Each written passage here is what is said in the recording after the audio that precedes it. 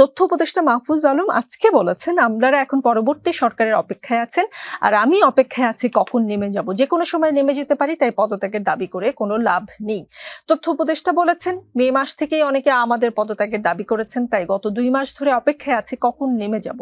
আমি খুব কম সময়ের জন্য দায়িত্ব নিয়েছি, স্বল্প সময় যতটুকু করা সম্ভব সেটা করেছি, তবে আমাদের বয়স ও অভিজ্ঞতা কম, জনগণ নিশ্চয়ই এর জন্য আমাদের ক্ষমা করবে।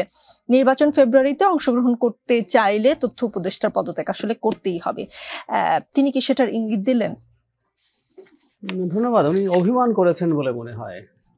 জনগণ চাইছে, ওনাদের চাইতে হচ্ছে কেন, মানে এটা খুব জরুরি প্রশ্ন। আমরা দীর্ঘদিন থেকে এই আলাপটা করছি, এই সরকারের নিরপেক্ষতা ক্ষুণ্ণ হচ্ছে মূলত এই 2 জন ছাত্র উপদেষ্টা থাকার কারণে। ধরুন আমরা এক ধরনের অ্যাক্টিভিজম করি, আমাদের বদনাম আছে, আমরা অনেক কিছু বলে ফেলি। আমাদের খুবই গুরুত্বপূর্ণ একজন civil society member doctor Iftekharuzzaman টিআইবির, তিনি খুব স্পষ্টভাবে বলেছেন যে এই 2 জনের জন্যই এনসিপিকে কিংস পার্টি হিসেবে ট্যাগ করা যায়। সো এই ধরনের মানুষ, এবং আমরা ডক্টর ইফতেখারুজ্জামানকে যাতে ভুলে না যায় যে শেখ হাসিনার সময়ে তার প্রতিষ্ঠান কি ধরনের রোল প্লে করেছেন।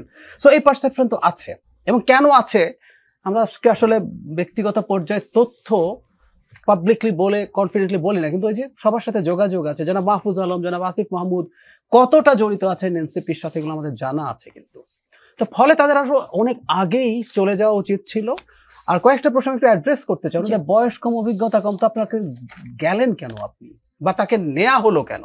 বাংলাদেশ এখন এমন সন্ধিক্ষণে ছিল যখন এমনকি স্বাভাবিকভাবে যিনি ফিট বলেও মনে হয় তার চাইতে বেশি যোগ্য এবং ফিট মানুষকে নেওয়া দরকার ছিল, কারণ শেখ হাসিনা পরবর্তী সময়ে আমাদের সিস্টেম যেভাবে ধ্বংসপ্রাপ্ত হয়েছে সেখানে আরো অনেক বেশি যোগ্য লোক দরকার ছিল। সেখানে তাকে নেওয়া হয়েছে, এবং তিনি নিজের মুখে এগুলো বলছেন।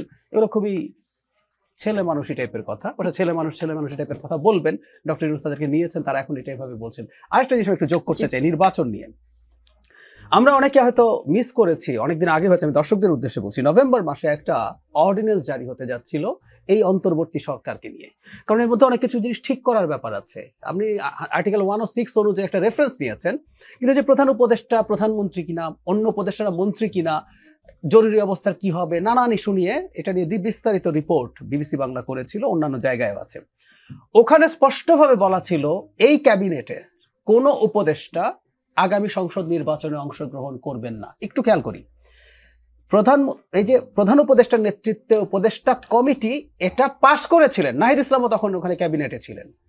এটা রাষ্ট্রপতি সিগনেচার করেন নাই শেষ পর্যন্ত, মানে রাষ্ট্রপতির কাছে আর পাঠানো হয় নাই বলে এটা অধ্যাদেশ হয় নাই, কিন্তু নীতিগতভাবে এনারা প্রত্যেকে অ্যাগ্রি করেছেন এই উপদেষ্টা পরিষদের কেউ আগামী সংসদ নির্বাচনে পার্টিসিপেট করবেন না।